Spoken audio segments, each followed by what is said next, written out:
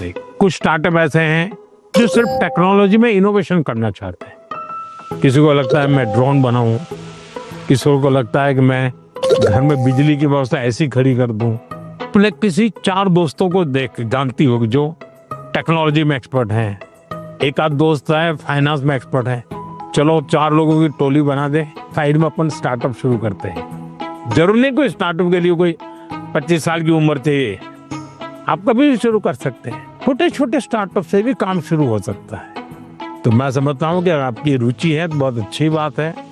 कुछ स्टार्टअप चलाते हैं तुमको मिलने जाना और एक प्रोजेक्ट रिपोर्ट बनाओ, उनको बताना चाहिए मैं तो स्कूल से हूँ, मैं स्कूल का प्रोजेक्ट बना रहा हूँ। तो वो छुपाएगा नहीं, आपसे बताएगा। तो धीरे धीरे आपको ज्ञान भी मिलेगा कैसे कर सकते हैं।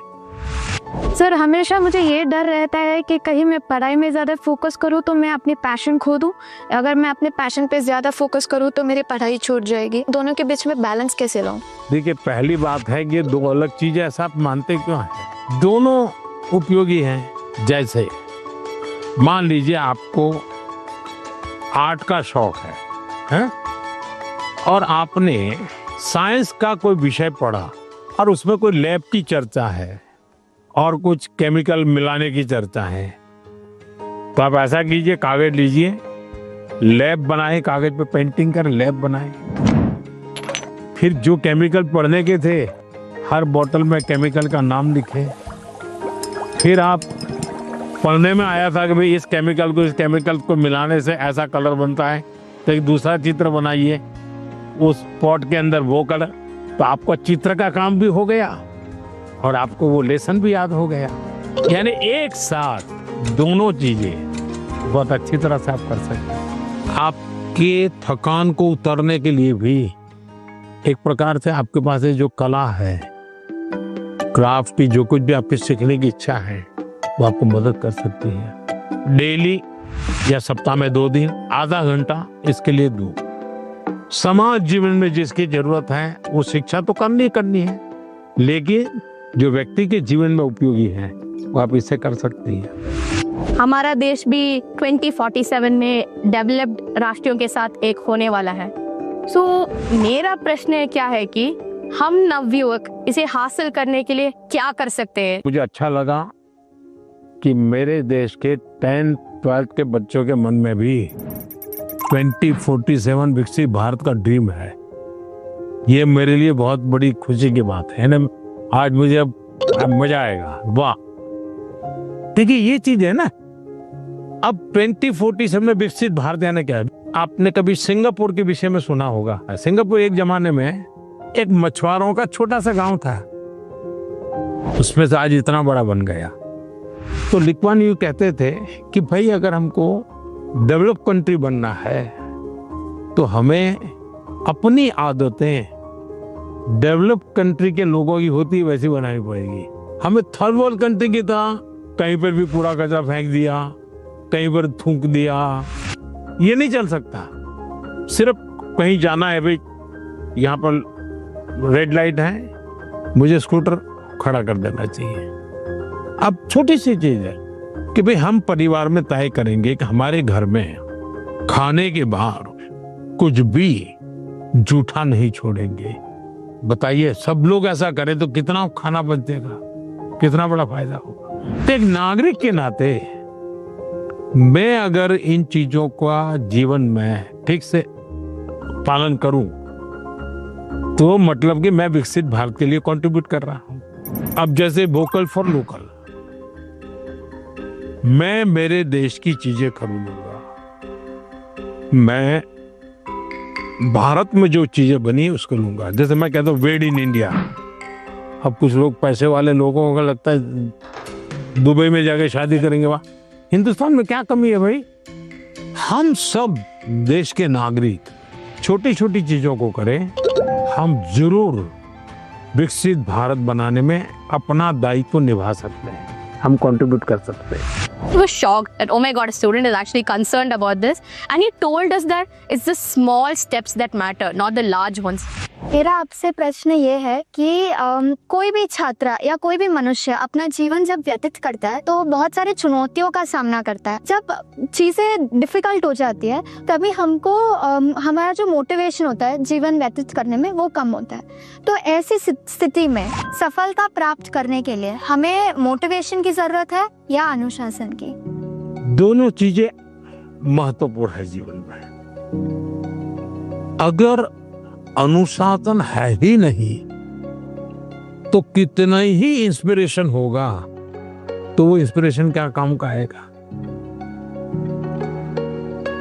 मान लीजिए एक किसान है, उसको प्रेरणा मिल रही है, बगल वाला किसान बहुत फसल कर रहा है, इंस्पिरेशन है कि यार उसकी तो 1 एकड़ भूमि है, मेरी तो 4 एकड़ भूमि है, वो ज्यादा कमाता है, मैं कम कमाता हूं, तो उसको इंस्पिरेशन तो वहां से मिलता है। लेकिन ये बारिश के पहले जोतना चाहिए, वो सोचना नहीं, देखेंगे अब हफ्ते के बाद करेंगे। अगर खेत जोतेगा नहीं और बारिश आ गई फिर वो कुछ भी करे उसकी तो हालत खराब ही रहेगी। तो उसके अंदर वो डिसिप्लिन नहीं था, इंस्पिरेशन था कि मैं उसकी जितनी कमाई करूं, लेकिन डिसिप्लिन नहीं थी। भाई मुझे इस समय के पहले खेत जोत के रखना चाहिए, बीज की जरूरत है ला करके रखना चाहिए, बीज को तैयार करने का काम करना चाहिए, तो डिसिप्लिन नहीं था। जीवन में डिसिप्लिन बहुत अनिवार्य है। इंस्पिरेशन में सोने में सुहागा का काम करता है। अगर डिसिप्लिन नहीं है, कितना ही इंस्पिरेशन क्यों ना हो, वो फिर बोझ बन जाता है, निराशा पैदा करता है। When I asked my question, it was a question that was stuck with me from so many years. Now, finally, I feel great and honored to get a clarity from a person who I've looked up to. Sir, आजकल के ज़माने में AI का प्रभाव बढ़ते ही जा रहा है। हम देख सकते हैं कि कई कंपनियों में इंसान नहीं बल्कि AI एम्प्लॉइज भी होते हैं। तो मेरा ये सवाल है कि क्या हम AI को डरना है और हम अपने फ्यूचर करियर लेने के समय क्या क्या याद रखना चाहिए? देखिए, हर युग में जब भी कोई नई टेक्नोलॉजी चर्चा होती है, कंप्यूटर आया तो चर्चा हो रही क्या हो जाएगा सब, तो ये हर युग की ये चर्चा का विषय रहा है। हमें किसी चीज से डरना नहीं चाहिए। हमारी कोशिश होनी चाहिए एक, हम उसके गुलाम नहीं बनेंगे। मैं अपने जीवन में मैं ही निर्णायक रहूंगा, वो मेरा मालिक नहीं बनेगा। जैसे कुछ बच्चों का है, मोबाइल उनका मालिक बन गया। अगर मोबाइल नहीं है तो खाना नहीं खा सकता है, टीवी नहीं है तो जी नहीं सकता है। मतलब ये आप उसके गुलाम बन गए। मैं गुलाम नहीं बनूंगा। एक बार मन में ये पक्का कर, हर टेक्नोलॉजी का हम ज्यादा उपयोग कर सकते हैं। अगर मैं AI को पूछूं मुझे ये किताब कहाँ से मिलेगी, कौन सी है, इस विषय पे अच्छी किताब कौन सी है, हो सकता है वो गाइड करे, आपको ये काम आएगा। लेकिन तुम कहोगे मैं ही पढ़ूंगा, तुम ही मुझे बता दो अंदर क्या है, तो फिर गड़बड़। और हमेशा ही नेचर ऑफ जॉब बदलेगा, नेचर ऑफ जॉब बदलना है। और पहले भी जब बैलगाड़ी में लोग जाते थे तो एक प्रकार का जॉब था, अब वो हवाई जहाज में जाने लगा तो बहुत कुछ बदल गया, लेकिन जीवन तो चलता रहा। तो मैं समझता हूँ हमने टेक्नोलॉजी को समझना होगा, खुद का विस्तार करना होगा, उसमें उस टेक्नोलॉजी की ताकत को जोड़ना होगा, हमारे कामों में वैल्यू एडिशन करें। अगर ये होता है तो मैं पक्का मानता हूँ कि कितने ही उत्तम से उत्तम टेक्नोलॉजी क्यों ना है, हमें उपयोग होने ही वाली है, हमें डरने की जरूरत नहीं है। I never believed I would be the one to be chosen to have such a gracious occasion with our Prime Minister. It was a really great experience. I am completely overwhelmed and it felt surreal. He felt like a family more than a Prime Minister. साथियों, कोयम्बटूर के हमारे युवा साथी पढ़ाई के साथ साथ AI, startup और फ्यूचर की टेक्नोलॉजी को लेकर बहुत जागरूक है।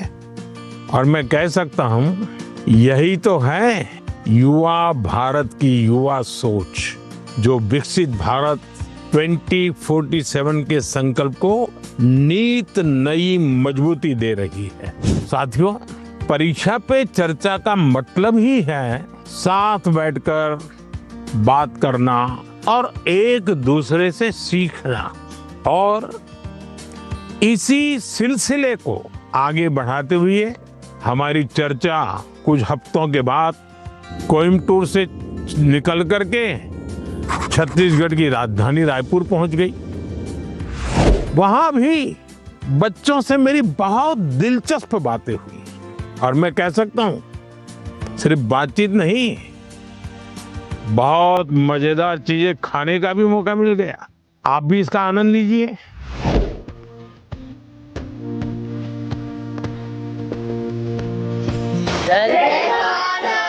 जय जोहार। कुछ खिलाया पिलाया कि नहीं?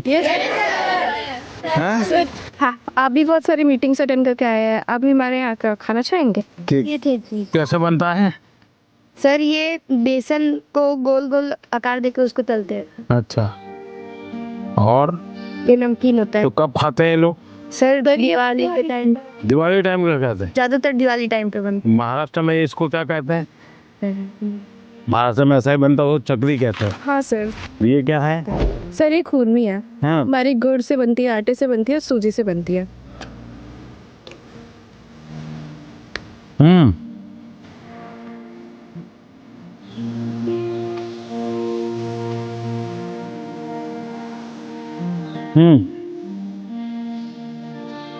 तो बढ़िया खिलाने के लिए धन्यवाद बेटा। वहाँ पे उन्हें खुरमे मिली तो उन्होंने सबको अपने हाथ से के खुरमे खिलाई। It was just so amazing.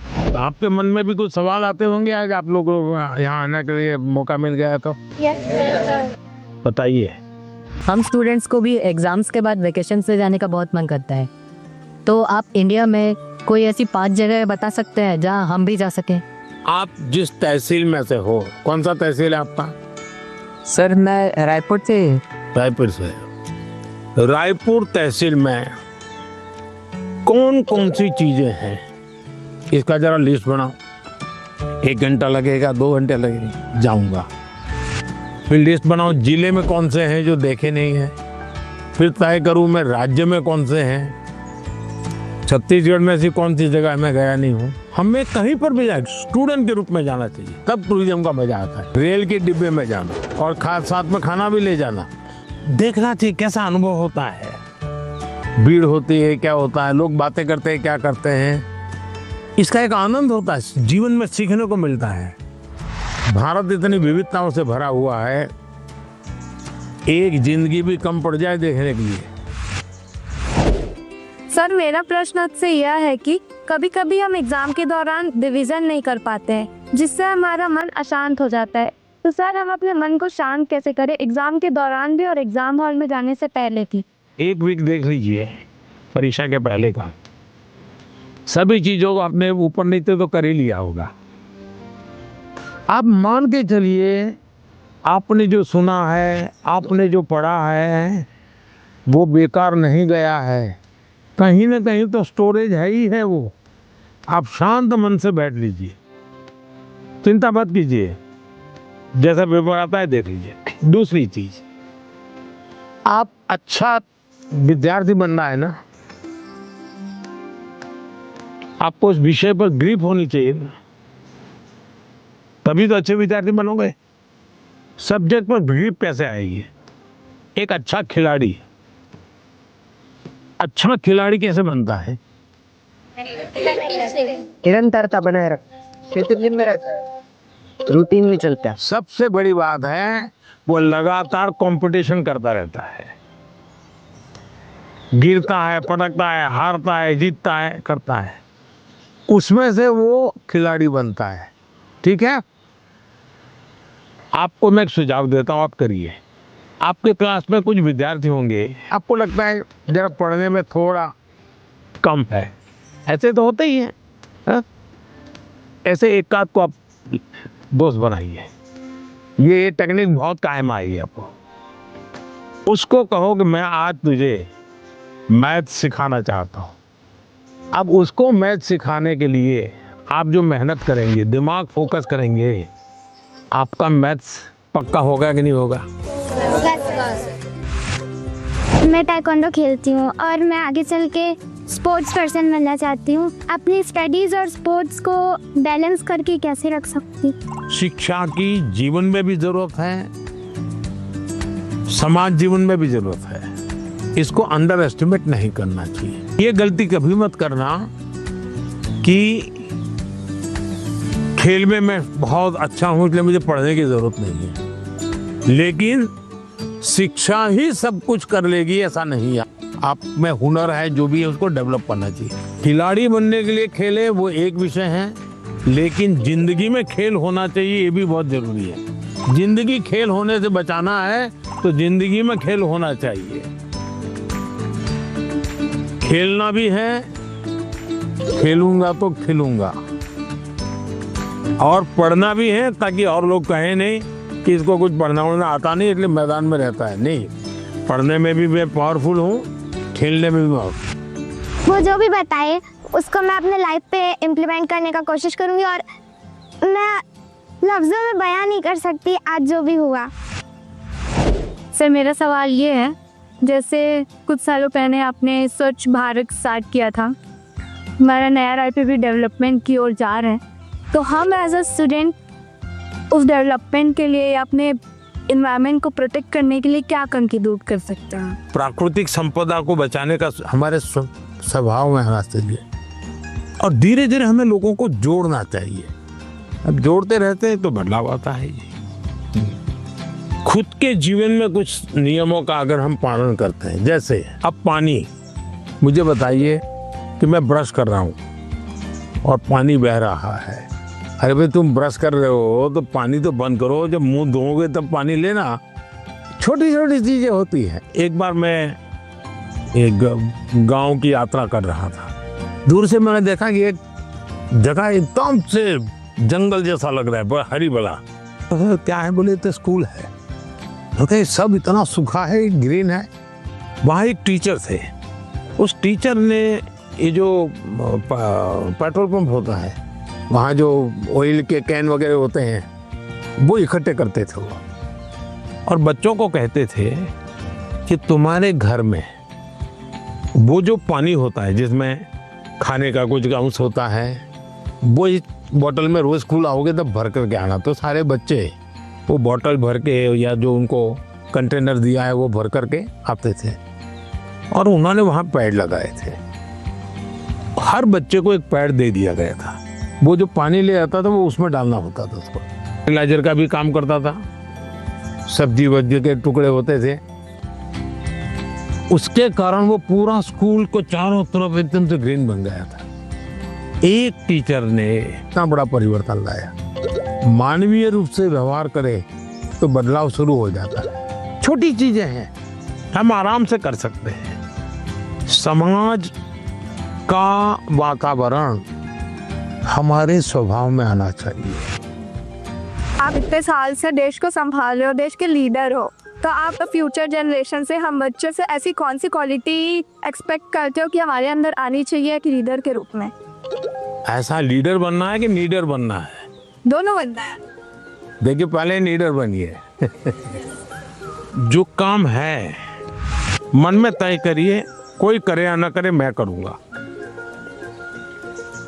जब ये शुरू आ जाएगा, मैं अपने से शुरू करूंगा, तो आप देखिए अपने आप लीडरशिप आना शुरू हो जाएगी। जैसे मान लीजिए कूड़ा कचरा है, आप जा रहे हैं और आपने एक उठा लिया, तो आपके साथ जो चार लोग चलते होंगे ना, आपने देखा होगा वो भी, उनको भी लगे यार उठा लो।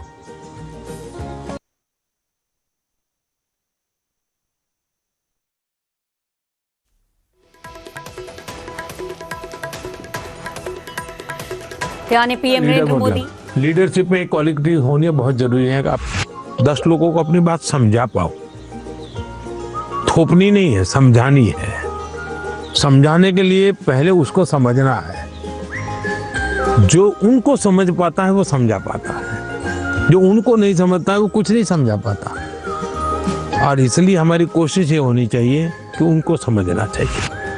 उन्होंने बहुत अच्छे से बताया कि किसी के अंदर एक लीडरशिप क्वालिटीज होती है अगर वो किसी चीज के लिए रिस्पॉन्सिबल हो रहा है। If I would describe this world then I would say सपना।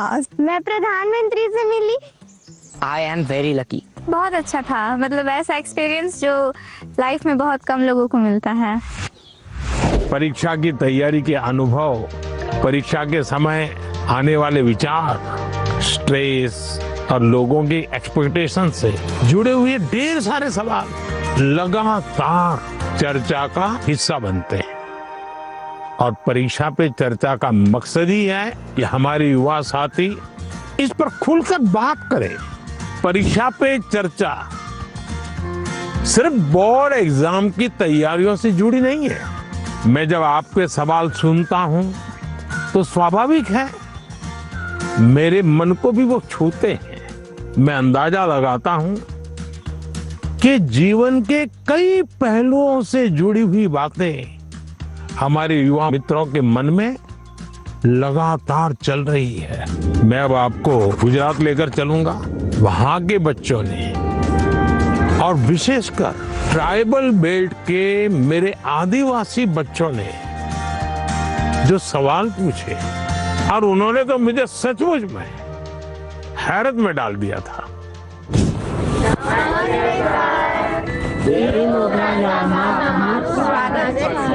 वाह, तो मैंने तो કહ્યું આજે બધાને હિન્દીમાં બોલવાનું છે। તો ફાવશે ને? चलिए। सर जब आए तो हमने देखा कि उन्होंने एक कोटी पहन रखी है जिसपे वाली आर्ट है। तो हमारे आदिवासी समाज में वाली आर्ट का बहुत महत्व है, तो हमें ये देख के बहुत अच्छा लगा।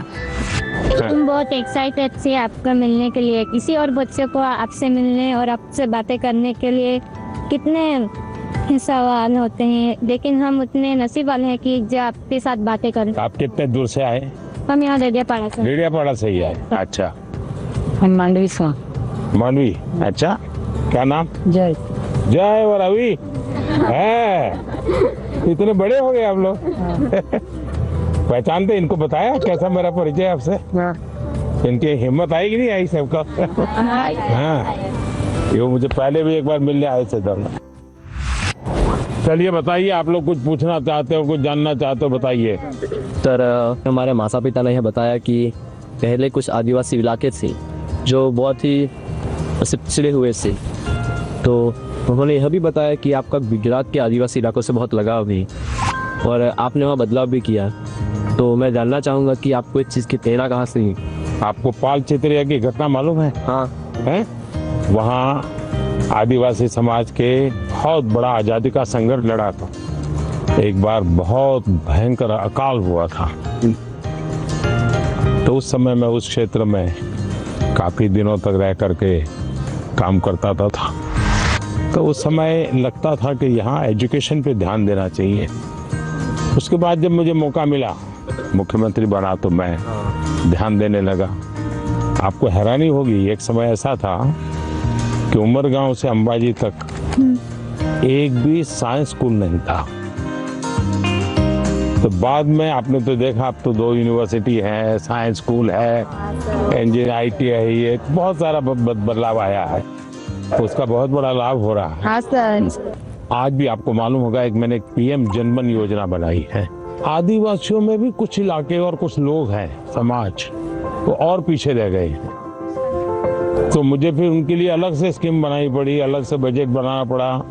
तो मुझे तब से लगता था कि हम शिक्षा पर जितना ज्यादा बल देंगे उतना बहुत तेजी से विकास होगा। दूसरा मेरे मन में था, पूरे आदिवासी बेल्ट उमरगाम से अंबाजी पूरा हाईवे बनाया है, तो विकास के लिए इंफ्रास्ट्रक्चर की बहुत जरूरत होती है। लोग भी आना जाना शुरू करते हैं, तो उस दिशा में ध्यान दिया। मेरा आपसे यह प्रश्न है कि पहलगाम हमले के बाद हमारे घर में सब चर्चा कर रहे थे कि अब आगे क्या होगा। पूरा देश आपकी ओर देख रहा था। फिर ऑपरेशन सिंदूर हुआ और हमारे देश की सेना ने जीत हासिल की। तो ऐसे संजोग में आपने अपने तनाव को कैसे हैंडल किया? हम तो सिर्फ परीक्षा के तनाव से। आप लोगों को परीक्षा का तनाव आ जाता है। जब आप पुरानी परीक्षा के दिनों को याद कीजिए, अगर पुरानी परीक्षाओं को याद करेंगे तो आपको लगेगा हाँ यार, जब गया तब तो टेंशन था, लेकिन जब करके आ गया तो कुछ नहीं था। ऐसा होता है कि नहीं? परीक्षा के लिए सबसे अच्छी चीज होती है कि आप पेपर सॉल्व करने की आदत डालें, लिखने की। ज्यादातर लोग क्या करते, पढ़ते हैं। यस, अगर खुद इस प्रकार से आप प्रैक्टिस करते रहते हैं तो मुझे पक्का विश्वास है कि आपको कभी भी तनाव नहीं आएगा। हम क्या करते हैं, पूरे दिन किताब, अरे कभी हंसो है। दूसरा सबसे बड़ी चीज है जो आज लोगों को ध्यान में नहीं है, वो है नींद। अच्छी नींद लेनी ही चाहिए।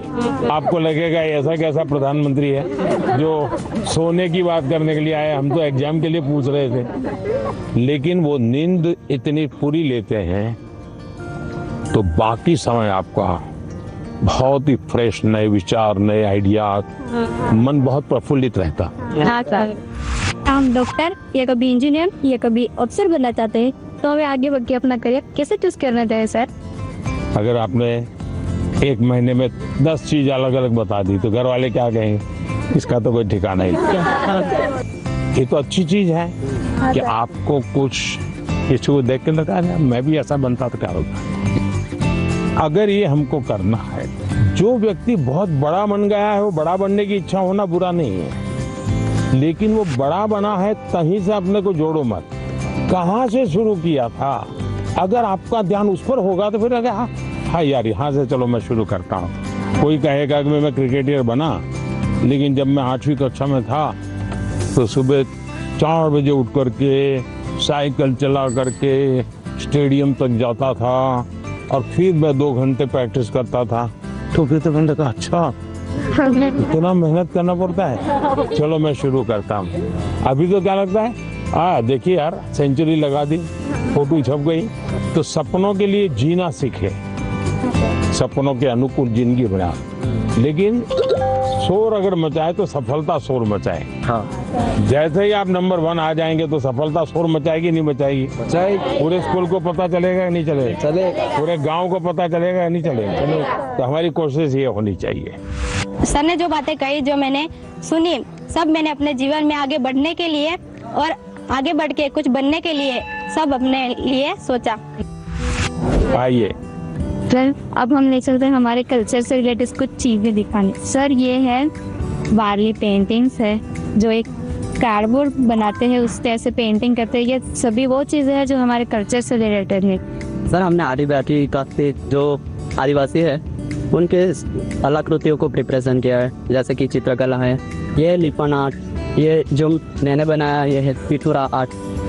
खुद बनाए हो? यस सर, आपके लिए ये बनाया है। क्या नाम आपका? किशन है सर। ये आपकी हैंड राइटिंग है? Yes sir. अरे वाह, थैंक यू सर। कितने बढ़िया है भाई। घर की दीवारों पे ये बनाए हैं और उनकी पूजा भी करते हैं। वाह, तो आप तो बड़े आर्टिस्ट हो गए भाई। सर, मुझे बहुत अच्छा लग रहा है कि हमारे भारत देश के बड़ा प्रधान ने मेरी पेंटिंग्स ली है और सर ने भी बहुत अच्छी तरह के हमारे साथ, जैसे हम खुद फ्रेंड्स के साथ बात कर रहे हैं, ऐसा फील हो रहा था। प्लीज आपसे ये सवाल है कि आपकी लाइफ में आपके टीचर्स का क्या रोल? बहुत रोल था, बहुत रोल था। जैसे मैंने बताया, मेरे टीचर हमें डेली कहते थे कि आप लाइब्रेरी जाइए, टाइम्स ऑफ इंडिया में ये एडिटोरियल के ऊपर एक वाक्य रहता है, वो अपने उसमें लिख करके आइए, और दूसरे दिन वो उसकी चर्चा करते थे। तो ऐसी बहुत सी चीज़ें थी, जैसे ये जो फिटनेस वाला मामला है, तो मेरे यहाँ एक परमार साहब करके से, जब मैं प्राइमरी में था, वो बहुत आग्रही रहते थे फिजिकल फिटनेस के लिए, सिखाते थे भी थे, और योगा सिखाते थे, मलखम सिखाते थे। हम प्लेयर नहीं बने, लेकिन हमें ये तो समझ आया कि ये शरीर के लिए जरूरी है। तो हर टीचर का हर एक के जीवन में, अब दुनिया के कितने भी बड़े महान पुरुष को मिलिए, उसके जीवन में से 2 बातें जरूर मिलेगी। वो एक वो कहेगा कि मेरे जीवन में मेरी माँ का बहुत बड़ा रोल है। हाँ, दूसरा कहेगा मेरे जीवन में मेरे टीचर का बहुत बड़ा रोल। हर एक क्षेत्र में हमारा देश आगे बढ़ रहा है, तो आप बताएंगे कि हमारे देश से आदिवासी समुदाय के लोग हमारे देश को आगे बढ़ाने में क्या कर सकते हैं? वह देखिए, देश जो आज आगे बढ़ा है ना, वो आदिवासी समाज के कारण ही बढ़ा है। आज देश का पर्यावरण बचा है तो आदिवासी समाज के कारण बचा है। वे प्रकृति की पूजा करते हैं, प्रकृति की रक्षा करते हैं। आज भी हमारे देश की सेना सर्वाधिक देश भर के आदिवासी समाज के बेटे बेटियां सेना में है। आज देश के हर क्षेत्र में अब कोई फर्क नहीं रहना चाहिए। हमारे लिए कोई फर्क नहीं है। हमारे पास तो अब जैसे स्पोर्ट्स में हमारे आदिवासी बच्चे बहुत कर सकते हैं, उनका डेवलपमेंट हुआ, देश का नाम रोशन। आपको मालूम है अभी क्रिकेट महिला टीम जीत करके आई, पता? क्रांति गौड़ नाम की बच्ची है, मध्य प्रदेश से, वो आदिवासी बेटी है। उसने खेलकूद में नाम कमाया है। और वैसे भी हमारे देश के कई खिलाड़ी हैं जो आदिवासी समाज से हैं और उन्होंने बहुत बड़ा नाम रोशन किया है। उसी प्रकार से हुनर, आपके पास इतनी बड़ी कला है, आप अगर टेक्नोलॉजी सीख लें तो यही सामर्थ्य कितना आगे बढ़ जाएगा। तो एक तो हमें नौकरी के लिए जिंदगी ये नहीं होता, नहीं। सपना तो ऐसा होना कि भाई मैं एक ऐसी जिंदगी जीना चाहता हूँ, उसके लिए मैं जिंदगी को बनाऊंगा। अगर ये हम करते हैं तो हमें बहुत लाभ होगा। गाना गाएंगे, चलिए सुनाइए।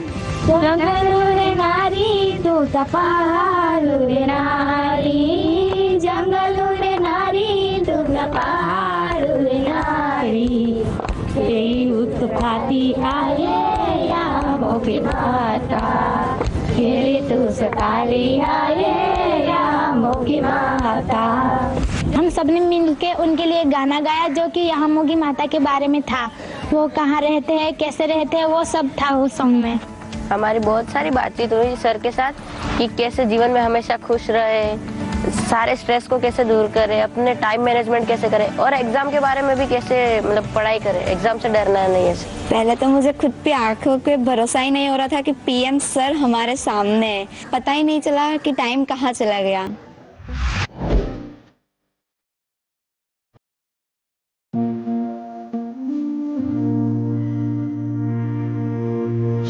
परीक्षा पे चर्चा का हमारा सफर अष्टलक्ष्मी यानी नॉर्थ ईस्ट भी पहुंचा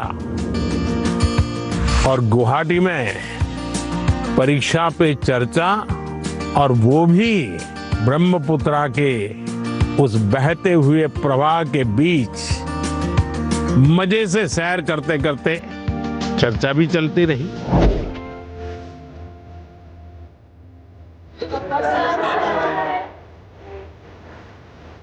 चलिए बैठिए। प्रणाम माननीय प्रधानमंत्री जी, हम सभी आपको एक गमछा पहनाना चाहते हैं। जरूर। असम में आए और गमछा न हो,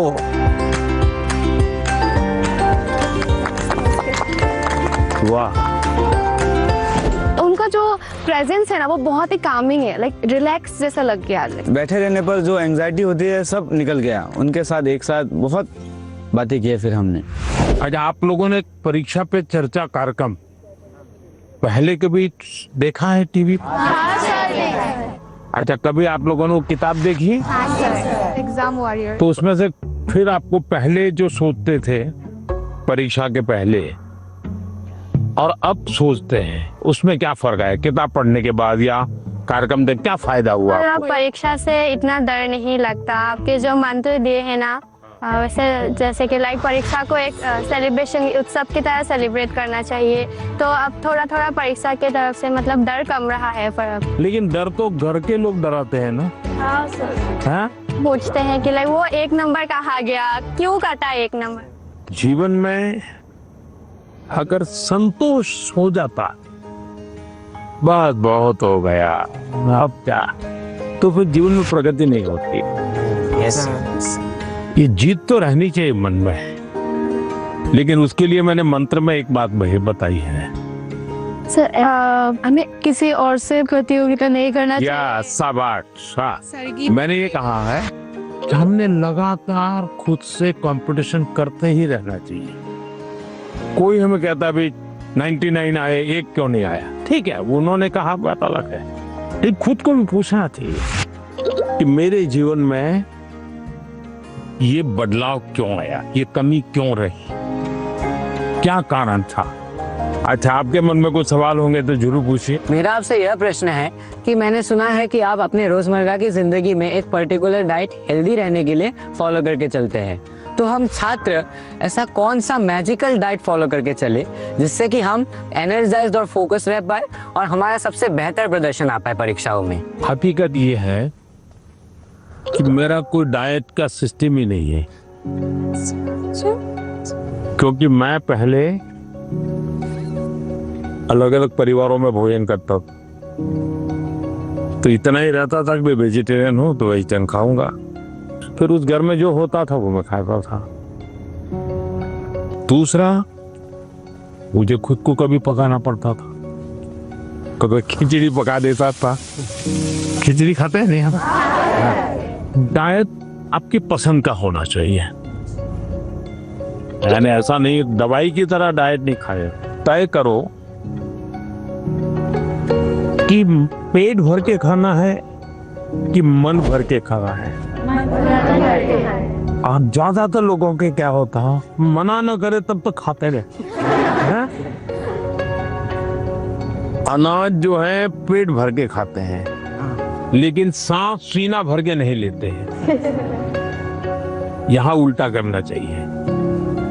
दिन में जब भी मौका मिले एकदम शरीर भर जाए इतना सांस लेना चाहिए, हो सके तो कुछ पल उसको रोकना चाहिए और फिर धीरे से निकालना चाहिए।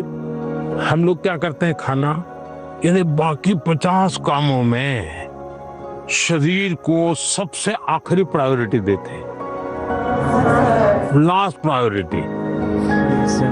अच्छा, आप में से कितने लोग हैं जिन्होंने नियम बनाया कि हम सूर्योदय देखेंगे या नहीं देखेंगे?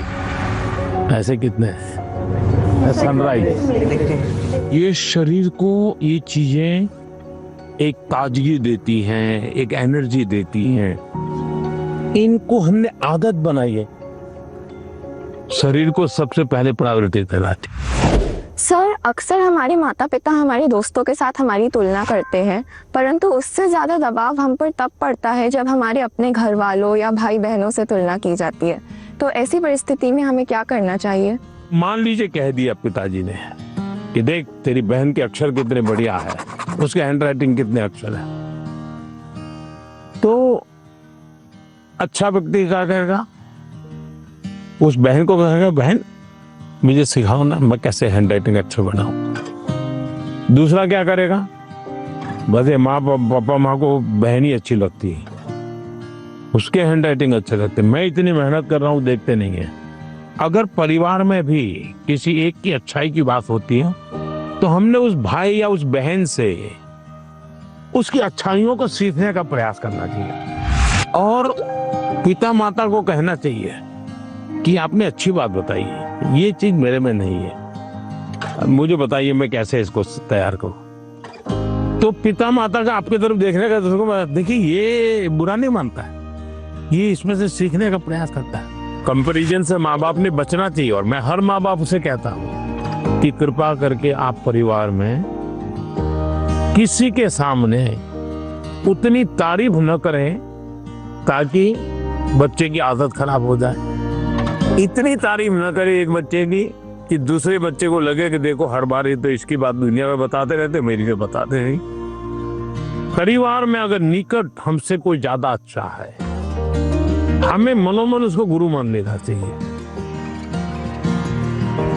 उसको पता नहीं होना चाहिए कि आप उसको गुरु मानते हैं। अब उसको कहना चाहिए यार तुम बैडमिंटन बहुत बढ़िया खेलते हो, मेरी गलती क्या होती है मुझे सिखाओ, तो वो भी अपने आप को बड़ा नहीं मानेगा, वो कहेगा यार ये मेरे से सीखना चाहता है, वो अपने को बराबर ही मानेगा। नर्वसनेस तो ऑब्वियसली थी ही, पर साथ में बहुत उत्साहित भी फील हो रहा था, बहुत खुशी हो रही थी कि मैं मोदी जी से मिलने वाली हूँ। मतलब मुझे लगा नहीं था ऐसा मेरे साथ कभी होगा, पर जब हुआ तो बहुत ही खुशी हुई।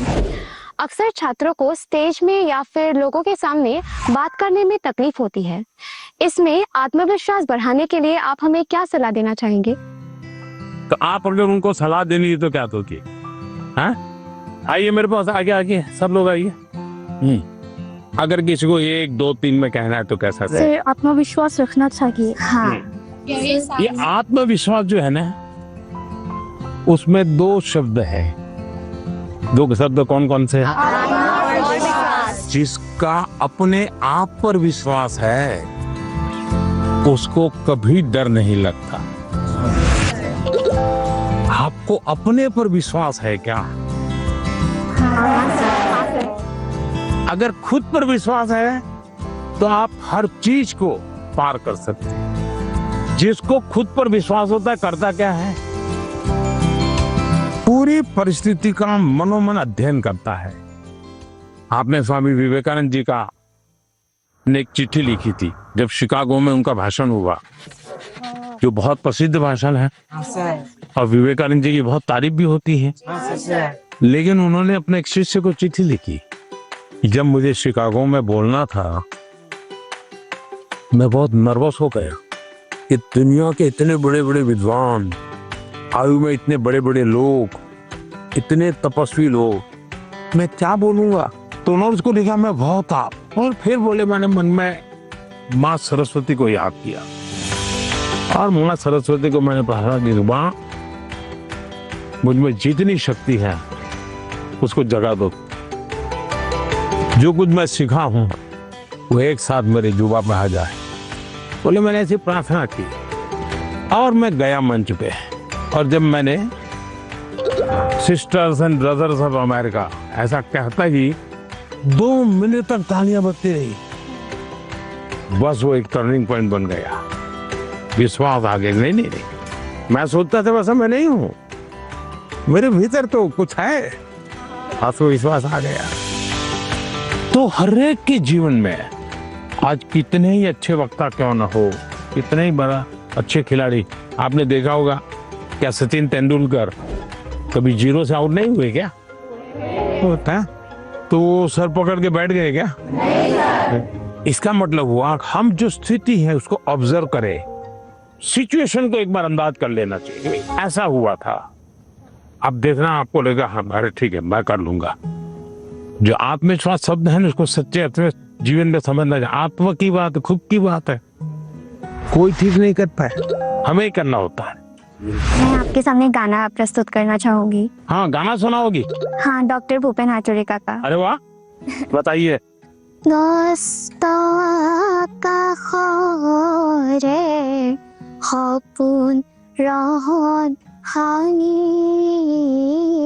ক্লান্ত লুই তরে হেঙুলিয়া পানি।